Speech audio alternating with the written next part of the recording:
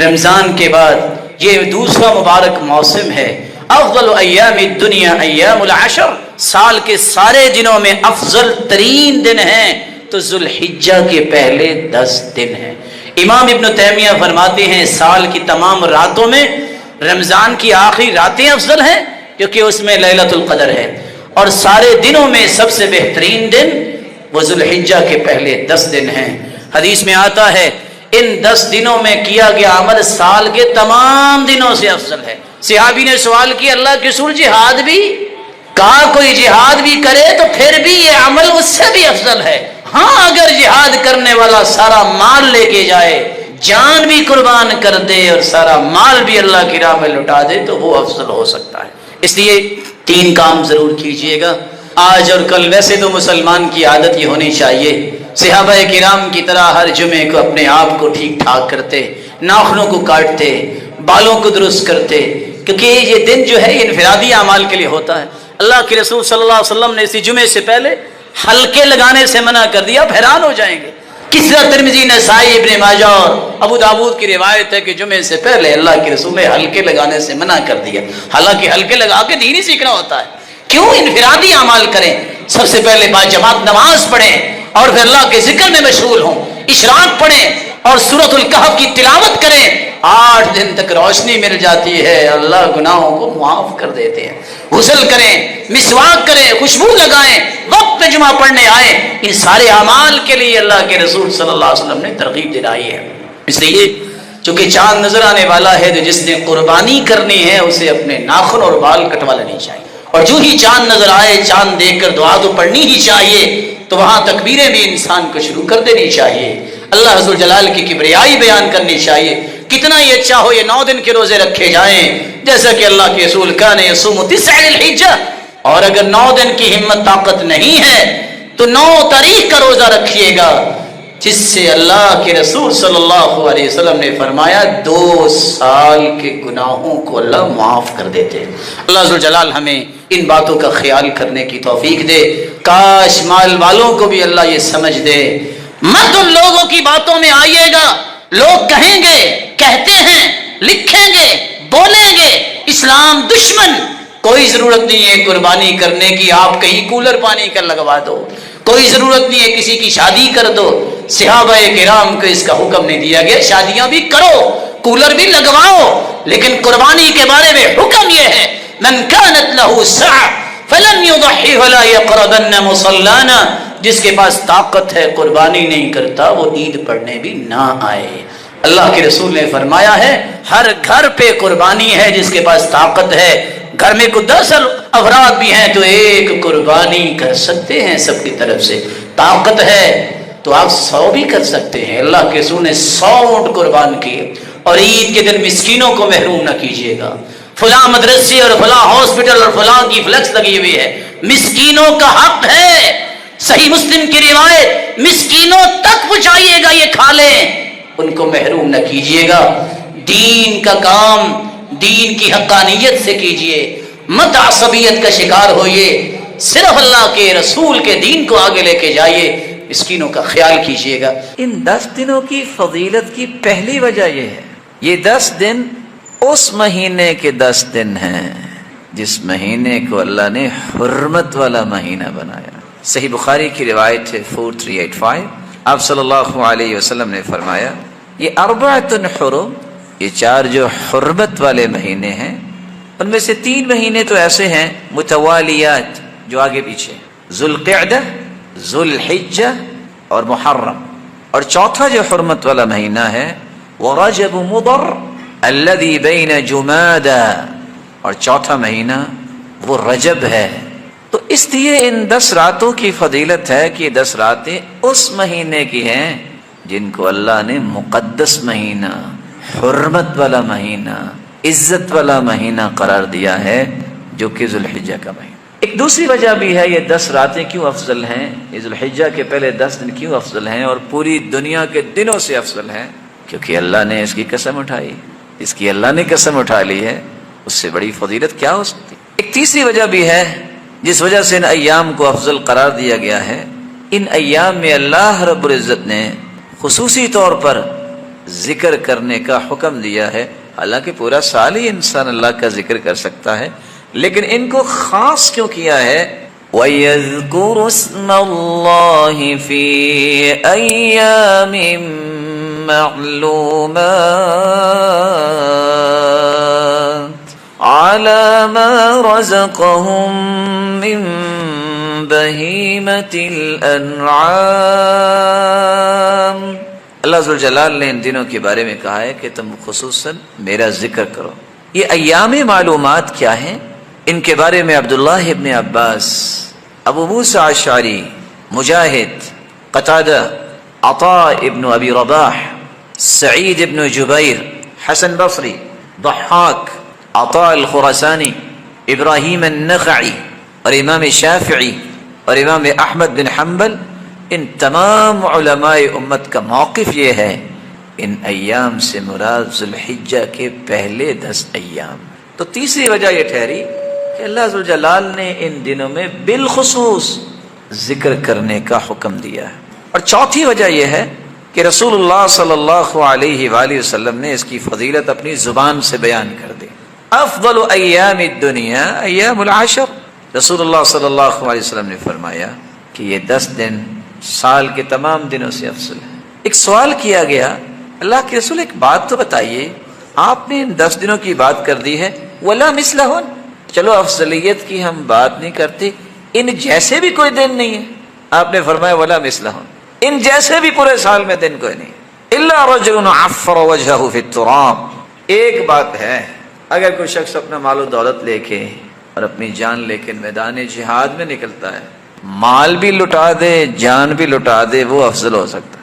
اس قدر ان ایام کی عظمت ہے، جس کی عظمت کی 5ویں وجہ یہ ہے کہ ان 10 دنوں میں عرفات کے دن 9 ذی الحجہ کو حاجی عرفات میں جاتے ہیں اور 9 ذی الحجہ کو روزہ رکھا جاتا ہے، جس سے 2 سال کے گناہ معاف ہوتے ہیں. اور جتنے لوگ عرفہ کے دن اللہ جہنم سے آزاد کرتے ہیں سارا سال نہیں اتنے کرتے. یہ 10 دن ہوئی. اس کی ایک چھٹی وجہ بھی ہے. رسول اکرم صلی اللہ علیہ وآلہ وسلم نے فرمایا تھا کہ عرفے کا دن جو ہے، سال کے جتنے بھی ایام ہیں دن اور رات، ہر رات جب رات کا تہائی حصہ باقی رہ جاتا ہے تو اللہ آسمان دنیا پہ نزول فرماتے ہیں جیسا کہ اس کی شان کو لائق. واحد عرفے کا دن ہے کہ اللہ دن کو بھی نزول فرماتے ہیں. جتنے فرشتے ہوتے ہیں اللہ ان کو مخاطب کر کے کہتے ہیں یا ملائکتی انظروا الی عبادی اتونی شعثا غبرا. اور میرے ان بندوں کو دیکھ رہے ہو، بال بھی بکھرے ہیں، پرا گندہ حال ہیں، اور دیکھ رہے ہو یرجون رحمتی، یہ میری رحمت کے امیدوار اور طلبگار بن کے آئے ہیں، اور فرشتوں گواہ رہنا میں نے سب کو معاف کر دیا. اس لیے یہ دن افضل ہیں، جس کی 7ویں وجہ یہ ہے یہ واحد وہ 10 دن ہیں جس میں اللہ نے وہ بڑی بڑی عبادتیں اکٹھی کر دی ہیں جو سال کے کسی مہینے میں اکٹھی نہیں ہوتی. رمضان میں تو عبادت اکٹھی ہوگی، روزہ، قیام اللیل، صدقہ، لیکن یہ 10 دن جو ہیں، امام ابن حجر اسقلانی رحمۃ اللہ علیہ فرماتے ہیں والذی یظہر ان السبب فی امتیاز 10 ذی الحجہ لمکان اجتماع امہات العبادة فیہ وہی الصلاة والصوم والصدقہ والحج ولا يتأتى ذلك في غیرہ. سال کے بقیہ دنوں میں صدقہ ہو سکتا ہے، نماز پڑھتے ہیں، روزہ رکھ سکتے ہیں، لیکن واحد یہ 10 دن ہیں، نماز بھی ہے، روزہ بھی ہے، صدقہ بھی ہے اور حج بھی ہے. یہ سال کے بقیہ دنوں میں نہیں ہوتا. اس لیے ان 10 دنوں کی فضیلت کی یہ 7ویں وجہ ہے کہ اللہ نے بڑی بڑی عبادتیں جو ہیں وہ اس میں جمع کر. ان 10 دنوں کی فضیلت کی ایک 8ویں وجہ بھی ہے. یہ وہ 10 دن ہیں وَوَعَدْنَا مُوسَى 30 لَيْلَةً وَأَتْمَمْنَاهَا ب10 فَتَمَّ مِيقَاتُ رَبِّهِ 40 لَيْلَةً. اللہ سے ہم کلام ہونے کے لیے موسیٰ 30 دن کے لیے گئے. کتنے دن کے لیے؟ کلام کی لذت دیکھیے، اللہ نے 10 دن بڑھا دیے. وہ جو 10 دن بڑھائے تھے نا، ذوالقعدہ کا پورا مہینہ اللہ سے ہم کلامی ہوئی، وہ 10 دن جو اللہ سے ہم کلامی کے لیے بڑھائے گئے تھے نا، وہ یہی 10 دن تھے. اس کی عظمت کا ایک اور پہلو بھی ہے. اللہ عزوجلال نے اسے یوم مشہود کہا ہے. والسماء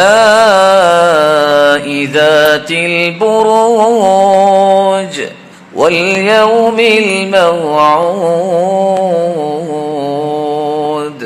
وشاهد ومشهود. یہاں شاہد سے مراد جمعے کا دن ہے اور مشہود سے مراد عرفے کا دن ہے، جب ساری دنیا اللہ کے سامنے پیش ہوتی ہے. اس لیے اللہ ذوالجلال نے اسے قسم اٹھانے کے بعد اس کی بھی قسم اٹھائی ہے وشاہد و مشہود، چونکہ یہ دن اس کے اندر موجود ہے اور اس کو شاہد و مشہود کے ساتھ ذکر کیا گیا ہے، تو اس کی فضیلت. حیرانگی کی بات یہ ہے کہ اس کی عظمت کا ایک 10واں پہلو بھی ہے، جہاں اللہ نے فیصلہ کیا کہ الیوم اکملت لکم دینکم واتممت علیکم نعمتی ورضیت لکم الاسلام دینا. یہ آیت بھی اتری ہے تو ان 10 دنوں میں اتری. عرفے کا دن تھا، عصر کے بعد کا وقت تھا، اللہ کے رسول سواری پہ سوار تھے، صحابی نے لگام پکڑی ہوئی تھی اور یہ آیت نازل ہو گئی. دین مکمل ہوا ہے تو انہی 10 دنوں میں. ایک اور پہلو بھی ہے جس وجہ سے ان 10 دنوں کو بڑی فضیلت حاصل ہے. آپ نے شاید یہ حدیث سنی ہوگی، سلسلہ صحیحہ کی روایت ہے.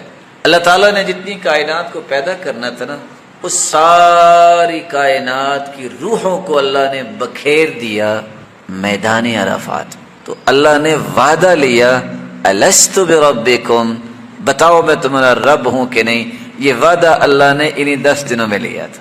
اس اعتبار سے بھی یہ 10 دن سب سے دنیا میں اگر کسی کی چاہت ہے کہ اللہ میری مدد کرے، میرے رزق میں فراوانی کرے، تو ایک بڑا سا آسان سا ایک راستہ ہے. سعد رضی اللہ تعالیٰ عنہ کو اللہ نے مال بڑا دیا تھا، تو آپ نے بلا کے کہا ابغونی فی ضعفائکم فانما تنصرون وترزقون بضعفائکم.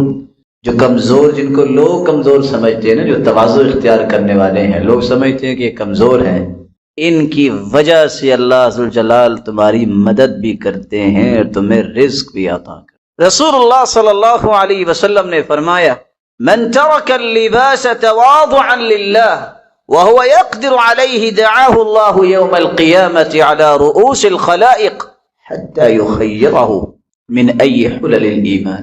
اگر کسی کے پاس لباس پہننے کی طاقت ہے لیکن وہ لباس دوسروں کو دے دیتا ہے کہ ان کے پاس تو ہے ہی نہیں، میرے پاس تو کچھ ہے، طاقت ہے اس کے پاس، لیکن وہ اللہ کی رضا کو مقدم کر کے لوگوں کو دے دیتا ہے، اللہ قیامت کے دن سب کے سامنے فرمائیں گے ایمان کا لباس جو تمہیں پسند ہے نا جنت میں اجازت دیتا ہوں وہ تیری پسند کے مطابق تمہیں لباس دے. رسول اللہ صلی اللہ علیہ وآلہ وسلم نے فرمایا اللہ ذوالجلال کے ہاں سب سے پیارا انسان وہ ہے جس کو طوبہ جیسی نعمت ملے گی. اور طوبہ ایسا درخت ہے کہ اگر 100 سال تک گھوڑا دوڑتا رہے اس درخت کی چھاؤں کو کراس نہیں کر سکتا. یہ وہ شخص ہے، اس کو اگر کھڑا کر دیا جائے کہ آپ نے پانی پلانا ہے، کہتے ہیں میں پانی پلاؤں. اس کو کہہ دیا جائے بس تم نے تیر پکڑانے ہیں، کہتے ہیں ٹھیک ہے میں تیر پکڑا دوں. اجر میں بھی برابری ہے، لیکن قیامت کا دن ہوگا یہ سعادت، یہ خوش نصیبی، یہ بختوری اور اتنی بڑی جنت کا مالک بن جائے گا. اس تواضع کو اختیار کرنے کے 3 آسان طریقے یہ ہیں. سب سے پہلے اپنے آپ کو پہچانیے آپ کون ہیں. میں اور آپ اللہ کے بندے ہیں. اللہ کے بندوں کا کام یہ ہوتا ہے وَإِذَا خَاطَبَهُمُ الْجَاهِلُونَ قَالُوا سَلَامًا، کوئی جھگڑا بھی کرے تو سلام کر دیا کرو. وَعِبَادُ الرَّحْمَنِ، رحمان کے بندوں کی عادت یہ ہے يَمْشُونَ عَلَى الْأَرْضِ هَوْنًا، وہ تواضع کے ساتھ کرتے. اگر تو آپ عباد الرحمن ہیں تو پھر تو یہ کرنا ہوگا. عبداللہ ابن عمر نے دیکھا کہ ایک شخص اکڑ کے چل رہا تھا، کہتے ہیں ہم بھی سوچتے تھے پتہ نہیں کون ہوں گے. ان للشیطان اخوانا، شیطان کے بھی کوئی بھائی ہوتے ہیں وہ اکڑ کے چلتے. دوسرا طریقہ جس سے آپ تواضع اختیار کر سکتے ہیں، رسول اللہ صلی اللہ علیہ وسلم کے صحابہ ہر وقت اپنے آپ کو بابوز رکھنے کی کوشش کیجیے. اللہ کا ذکر جتنا کریں گے اتنی شیطانی طاقتیں جو ہیں وہ ختم ہو جائیں گی، آپ میں خیر کی طاقت زیادہ آئے گی. اور تیسرا طریقہ جن کو اللہ نے تواضع دی ہوتی ہے، علماء ہیں، ربانیین، مربیین، کبھی ان کی مجالس میں بیٹھا کرے. جو ٹیوننگ، جو ریفائننگ ان کی مجالس میں ہو سکتی ہے وہ کسی اور جگہ نہیں ہوتی. عبد الرحمن ابن عوف رضی اللہ عنہ وارضاہ. کون عبد الرحمن؟ عالمی منڈی میں صف اول کے تاجر، اور صبح کی نماز کے وقت بھی صف اول کے نمازی. اور اللہ نے دل کیسا دیا، سارا کچھ ہی مکے چھوڑ کے مدینے چلے گئے، مکھن کی چند ٹکیاں لے کے گئے. اللہ نے پھر بھی اتنا اس کے کاروبار میں برکت ڈالی. 8 کروڑ اس وقت، اگر ہم آج دیکھیں، جو صرف امہات المؤمنین کے لیے انہوں نے وقف کیا تھا. کہ اللہ کے رسول کی زوجات مطہرات ہیں، جب تک یہ زندہ ہے میں 8 کروڑ وقف کرتا ہوں ان کی زندگی کی ضروریات کو پورا کرنے کے. لیکن مٹی کا سودا کرتے، سونے کا بھاؤ مل جاتا. کسی نے پوچھا راز کیا ہے؟ کہا کسی اور کو بھی بلا لو، کسی کو فائدہ ہو جائے. ہم سے کو پوچھے نا راز کیا؟ کہتا نہیں، یہ لائن میں دے بیٹھا تو کیا بنے گا، میں اس لائن میں وحدہ لا شریک رہنا چاہتا ہوں، میں شرک برداشت نہیں کرتا. کہا بلاؤ. 3 راز بیان کیے. کہا پہلا راز یہ ہے، میں نے آج تک کاروبار کے اندر جھوٹ نہیں بولا. دوسرا راز، میں نے کاروبار کی وجہ سے آج تک نماز با جماعت نہیں چھوڑی.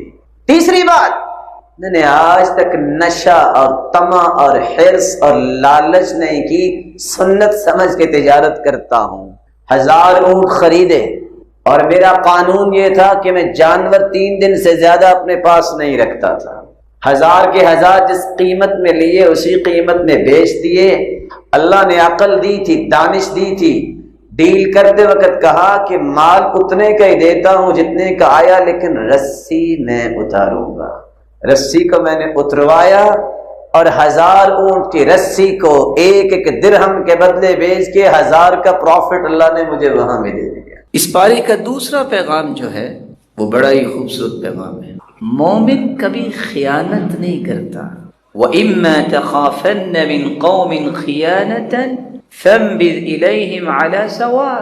کافر ہو مسلمان ہو، دونوں کے ساتھ تمہیں خیانت کا حکم نہیں، بلکہ حدیث کیا کہتی ہے؟ لا تخن من خانک. جس نے آپ کے ساتھ خیانت کی ہے تم اس کے ساتھ بھی خیانت نہ کرو. کس قدر اسلام خوبصورت دین ہے. بلکہ علی رضی اللہ تعالی عنہ کہا کرتے تھے الامانہ مفتاح الرزق. کوئی رزق کی چابی لینا چاہتا ہے تو امانت دار بن جائے، اللہ اس کے ہاتھوں کو چابیوں سے بھر دیں گے جو رزق کی چابیاں ہوں. بلکہ اس لیے سلف کہا کرتے تھے جو دنیا میں پرواز کرنا چاہتا ہے اس کو 2 ونگز چاہیے، اور وہ 2 ونگز کون سے ہیں؟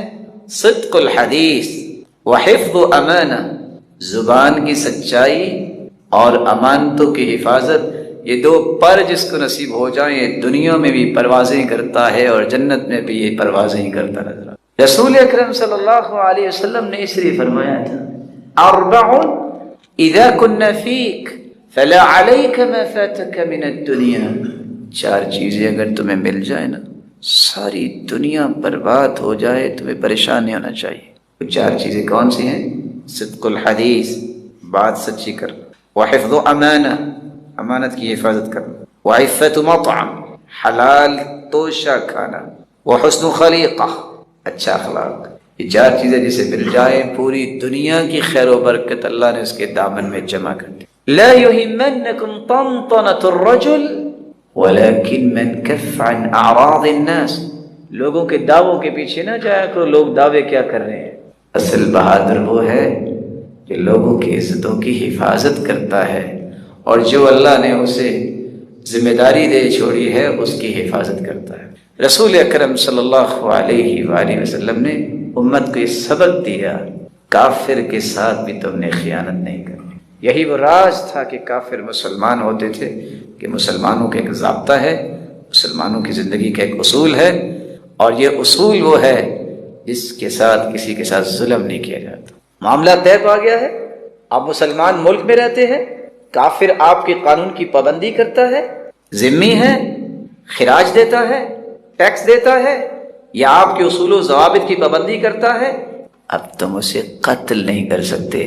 فرمایا من قتل ذمیا او معاہدا لم یرح رائحة الجنہ. جو شخص پھر قتل کرے گا جس کے ساتھ معاہدہ ہو چکا ہے، امبیسڈر ہے یا کوئی اور ہے، کوئی ذمہ ہے، یہ شخص جنت کی خوشبو بھی نہیں پائے گا۔ یہی تو عظمت تھی اسلام کی کہ کافر مسلمان ہوتے تھے۔ وہ قاضی شرح کے پاس کیس آیا نا، کیس کس چیز کا آیا؟ وقت کے حکمران کا۔ سیدنا علی رضی اللہ تعالی عنہ کی زرہ گم ہو گئی، یہودی نے پکڑ لی، کیس ہو گیا۔ ایک طرف یہودی ہے، دوسری طرف وقت کا خلیفہ ہے، اور اسی کا مقرر کردہ جسٹس ہے۔ کہا دلائل دو، کہا میرا بیٹا گواہی دے گا، حسن و حسین گواہی دیں گے۔ کہا میں ان کی گواہی نہیں مانوں گا۔ جانتے آپ کون ہے وہ؟ سیدہ شباب اہل الجنہ، یہ جنت کے شہزادے ہیں۔ کہا میں جانتا ہوں، ان کے نانا نے ہی کہا تھا یہ جنت کے شہزادے ہیں، اور اسی نانا نے ہی کہا تھا کہ بیٹے کی گواہی باپ کے حق میں قبول نہیں ہوتی۔ کہا تو میرا غلام کمبر گواہی دے گا۔ کہا غلام کی گواہی اپنے آقا کے حق میں قبول نہیں ہوتی۔ یہ وہ تصور تھا کہ دلائل نہیں پیش کر سکے، یہودی اسی بات پہ ہی مسلمان ہوا کہ اتنا پیارا دین، حالانکہ زرہ تو ان کی تھی۔ لا تخن من خانک، جو آپ کے ساتھ خیانت کرتا ہے تم خیانت نہ کرو۔ آپ 24 گھنٹے زندگی کے گزارتے ہیں، اگر 5 نمازوں کو جمع کریں تو کتنا ٹائم ہم نماز کو دیتے ہیں؟ آپ تو خیر متقی آدمی ہیں، تو آپ نے خشوع والی نماز 40-45 منٹ لگا لیے۔ اگر 5 نمازیں پڑھے تو کتنا وقت لگے گا؟ چلو آپ آدھ گھنٹے سے 1 گھنٹہ لگا لیں۔ حدیث یہ کہتی ہے، اور حدیث قدسی ہے، اللہ تعالیٰ فرماتے ہیں یا ابن آدم تفرغ لعبادتی، آدم کے بیٹے جب عبادت کا وقت آئے نا تو پھر ٹوٹلی فارغ ہو کے عبادت کیا کر، دل تیرا میری طرف ہونا چاہیے۔ میں کیا کروں گا؟ املأ یدیک رزقا، میں تیرے دونوں ہاتھوں کو رزق سے بھر دوں گا، تجھ سے سنبھالا ہی نہیں جائے۔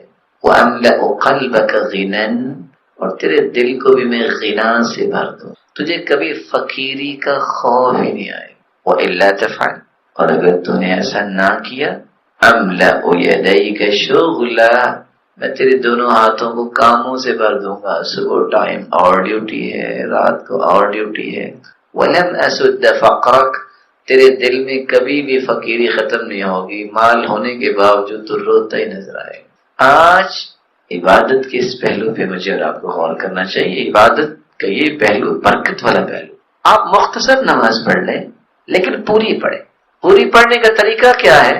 سیدہ عائشہ رضی اللہ تعالیٰ عنہ فرماتی ہیں کہ جب صبح کی رکعتیں اللہ کے رسول پڑھتے، مکمل بھی پڑھتے اور ہلکی بھی پڑھتے، اور بس اوقات لگتا کہ شاید سورۃ الفاتحہ بھی پڑھی ہے کہ نہیں پڑھی، لیکن مکمل نماز آپ جب قلب و قالب سے متوجہ ہو کے پڑھیں گے، خواہ آپ نے بہت لمبی نماز نہیں پڑھی، سوچ کے جب آپ پڑھ رہے ہیں میں کیا پڑھ رہا ہوں، میں کیا کہہ رہا ہوں، اس کے معنی آپ کو سمجھ ہیں، تو یہ نماز آپ کو دنیا جہان کی عظمتوں سے نواز دے۔ بلکہ صحیح بخاری کی شرح میں جو فتح الباری میں ابن حجر اسقلانی روایت لائے ہیں، ایک غلام تھا تو وہ نماز پڑھ رہا، اس نے بہت پیاری نماز پڑھی، جب سلام پھرا تو اللہ کے رسول نے فرمایا ادھر آؤ، جاؤ تم آج کے بعد آزاد ہو۔ اتنا خوبصورت نماز پڑھنے والا غلام نہیں رہ سکتا۔ وہاں کہنے والے نے کیا کہا؟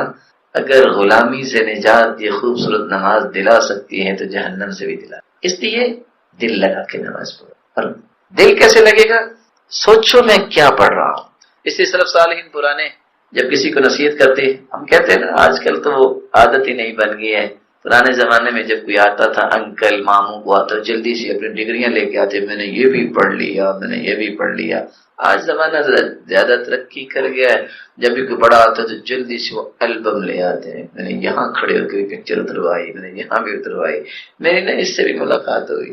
اب وہ دور ہی ختم ہو گیا ہے، لیکن وہ نصیحت کیا کیا کرتے؟ اتق اللہ، اللہ سے ڈر جا۔ دوسری نصیحت کیا کرتے؟ بیٹا نماز سوچ کے پڑھا کر۔ تو میں بھی آپ سے ادبن گزارش کروں گا، ایک مرتبہ خوبصورت وضو کر کے 2 رکعتیں سوچ کے پڑھ کے دیکھیے، آپ کو آپ کی اس 2 رکعتوں کا اور باقی رکعتوں کا فرق نظر آئے۔